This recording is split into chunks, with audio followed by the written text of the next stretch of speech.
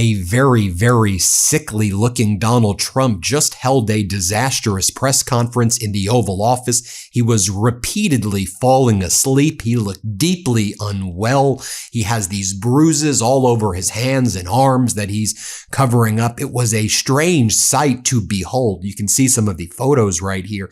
And then he started going on about beautiful, healthy, lovely, delicate little children. He says they're getting soda cans filled with vaccines, jabbed in them repeatedly, 72 jabs of vats and soda can vaccines, and I need to save them. And Trump's like, and we need to do Hep B vaccines at 14 and 15, just because what's the worst that's going to happen, he says. And so Donald Trump at this disastrous and dangerous press conference with RFK Jr. and others who are supposed to be part of his health department, but they are literally killing people, in my opinion, with their dangerous statements here, their conspiracies. And all the doctors I'm speaking to right now said, Ben, what they said right here is so incredibly dangerous. But then when Donald Trump was not being just incredibly creepy and odd and falling asleep, he was then talking about Iran and saying, again, we control the Strait of Hormuz.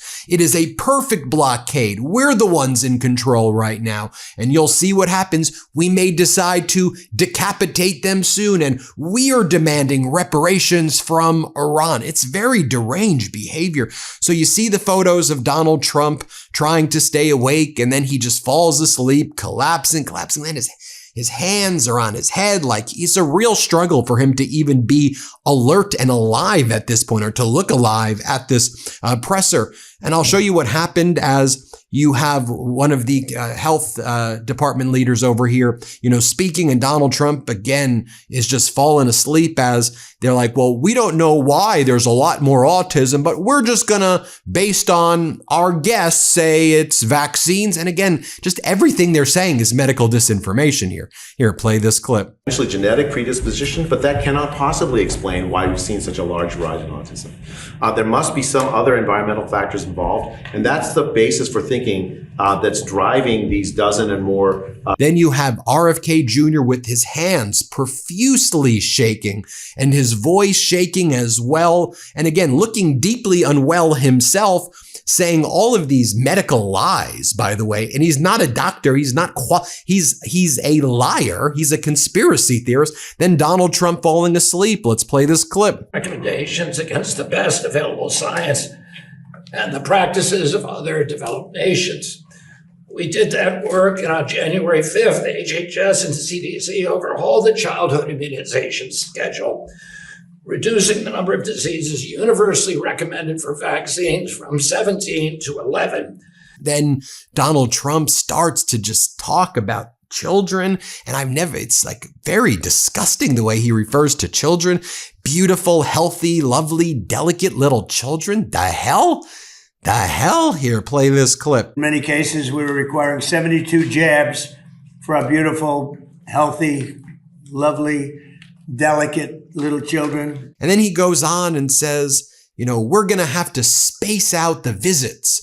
When children go to the doctors, we're going to space out these visits. So it's multiple visits over time. He says, because these kids, they're getting vaccines the size of soda bottles. No one's getting vaccines the size of soda bottles. What the hell are you saying?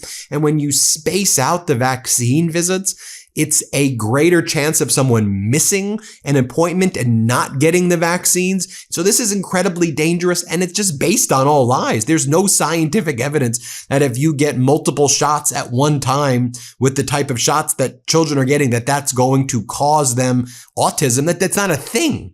That's not a thing that's happening. But listen to what he says. Play this clip. I saw this early on, and I've seen proof of it, where they have a vaccination thing, looks like the size of a bottle of soda, poured into a little child's body, and bad things happen in too many cases, because this is an explosion. This is an epidemic. So at year one, you should have 5 separate visits for vaccines rather than giving them all in the same day. Very importantly, vaccinations. And then he just holds up a piece of paper and he's like, look at this piece of paper, everybody. This proves what I'm saying. You know how he he'll hold fake binders that are filled with empty pieces of paper and go, "This is my healthcare plan, everybody." Just watch what he does here. Play this clip. Just the United States. Look at that. These are high level, very medically powerful European countries. You see the top. That little chart says a lot, but that's the difference. Then he's asked about the Strait of Hormuz. Can you give us a timeline when the Strait of Hormuz will be open? And Trump's like, it's open. What are you talking about? It's open. We control it. Iran can't do anything. We're crushing them. Here, play this clip. Well, it's open now. We're taking a lot of shit. It's open now. Look, the only one that has control of the Strait of Hormuz right now is the United States Navy. We have a blockade that's been infallible. It's a steel wall. And we let people in that we want to let in, and those people come in, and they've been coming in and they're going out. So it's actually open now. We do not let them go into Iran. They're not admitted into the strait to go to Iran.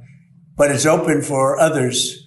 Now, a little bit complex because they will, on occasion, drop a mine, and we find the mines. You know, we've mine swept the entire strait, as you probably maybe heard, maybe you didn't hear, but we control the strait 100%. Now, can they make trouble? Yeah, they can make trouble. But they're broke. They have no money. You know, Iran is broke, totally broke.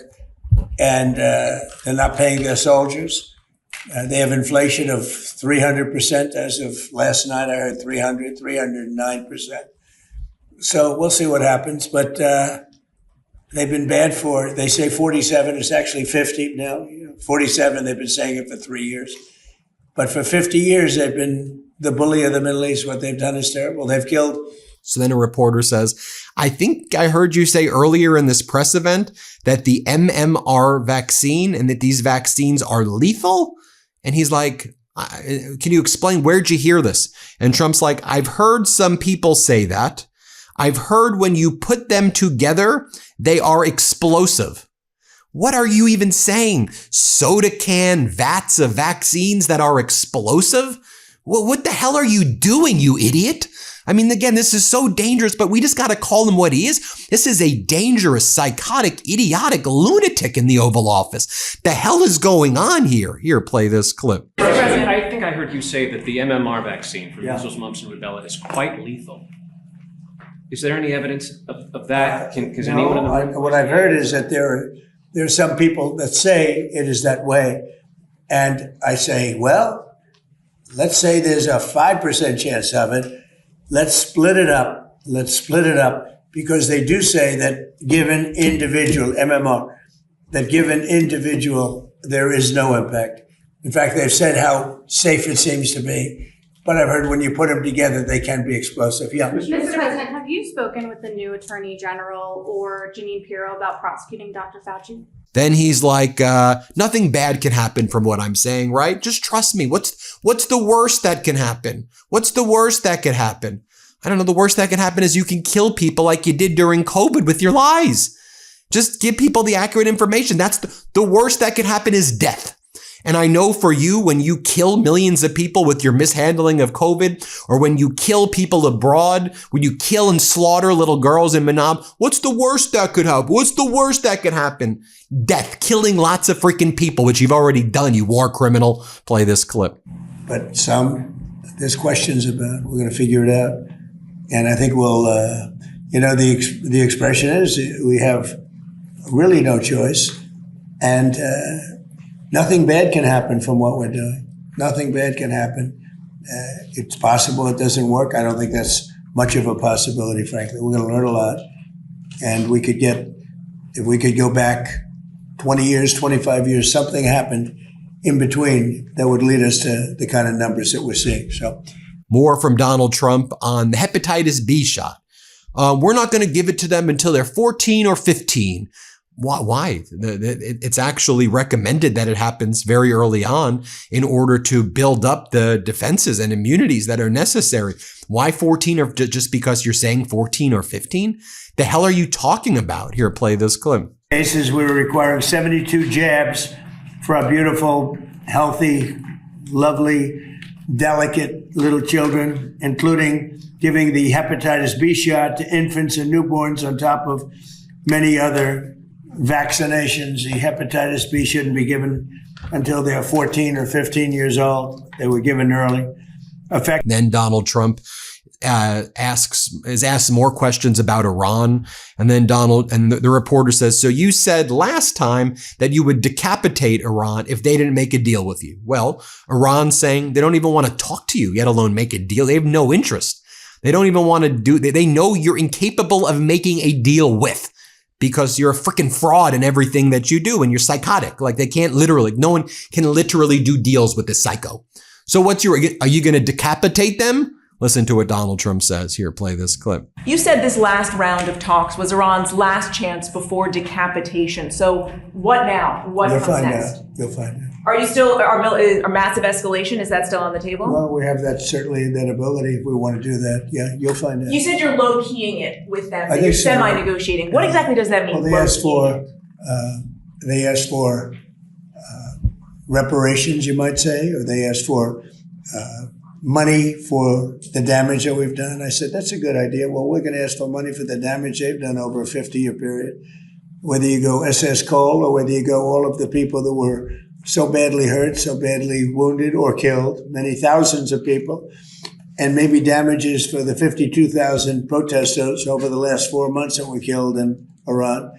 We think their family should get damages for killing their person or their child or mother, father.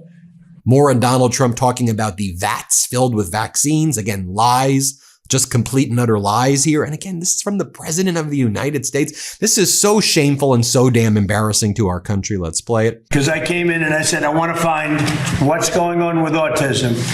It's many, many times what it used to be years ago, and it gets progressively worse, and we had progressively more and more vaccines. So in a nutshell, and you can see it through this, we're breaking up the vaccines and we're breaking them up into time periods. Okay, not so complicated. And we think we're going to have a tremendous result from doing that. Very simply, large amounts of vaccine, large amounts of like vats of vaccine are currently pumped into your child's body. Then Donald Trump says that people like Abdul El-Sayed and others who are running are jihadists. He goes, the Democrats, they have jihadists who are running. I mean, let's be very clear. Trump is a racist piece of shit. Like, he is a racist, awful, excuse my language for cursing. But this is, and you want to actually talk about communism? Look at Trump's behavior, taking control over companies. You want to see what his regime is doing today? His whole cabinet, they're posting images of a bronze statue that they gilded gold with our taxpayer dollars and say, that's the golden age, while they do social welfare for their billionaire friends. And by the way, you heard what the Nevada governor said? He was like, we need to bail out the billionaires because they're desperate to create jobs, so we have to help them first. What the hell is really going on? You want to talk about who behaves the most like Stalin? It's Trump, in my opinion. Here, play this clip. President, what recommendations do you have for Republicans, heading into midterms right now? And are Democrats, with the candidates they're putting forward, making life easier for Well, the one thing is we have jihadists being elected all over the place. We have this, whether it's communism, jihadism. It's a friend of mine called up. He said, really, you should use the word jihadist, because that's what's happening. And I'm not sure that anybody, if you take a look at what happens in other countries, I think that's not going to be necessarily the way we want to live. But when you look at the radicalism and the craziness of the candidates and the stupidity of what they're suggesting, let's get rid of the Supreme Court, let's get rid of the presidency, let's get rid of the Senate. They want to get, sometimes I'd like to get rid of the Senate too, but I don't say it, and I wouldn't do it. But, they want to get rid of the Senate. They want to get rid of, ideally, the House, but they're thinking about maybe keeping the House. Isn't that nice? These are people that have been not successful. They're people that have been, in many cases, failures. They come from other failed countries, and they come here and they tell us how to run our country. They come from places like, I won't mention because I don't want to get myself into a controversy, but they come from countries that are not great. They come from, let's say, as an example, Somalia.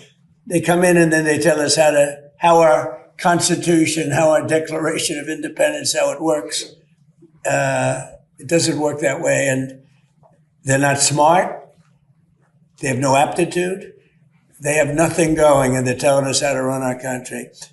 And I just don't think it's going to happen. I think that they start off, now I may be wrong, but they start off with a big disadvantage. People don't want to have radical lunatics involved in running our country. And that's what we have. We have people that are saying. More over here from Donald Trump's disastrous press conference. He's asked, is the anti-weaponization fund still alive? And he's like, well, you're just going to have to ask Todd Blanche about it. You're just going to have to ask him. So great work to all those Republican senators who were like, we're going to hold him accountable.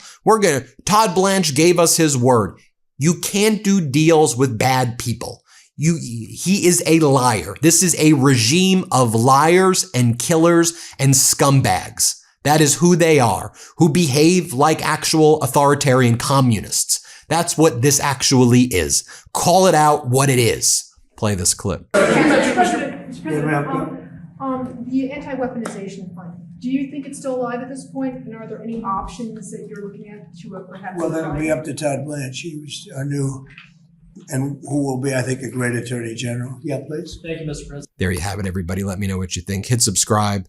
Let's get to 7 million subscribers. Get your copy of WTF America, the book I wrote with my brothers. Pre-order it now. Thanks for watching, everybody. We appreciate you. Before you go, our book, WTF America, is available for pre-order now. It's the story of how we got here and how we fight our way back. To pre-order, scan the QR code or click the link in the description. Let's do this.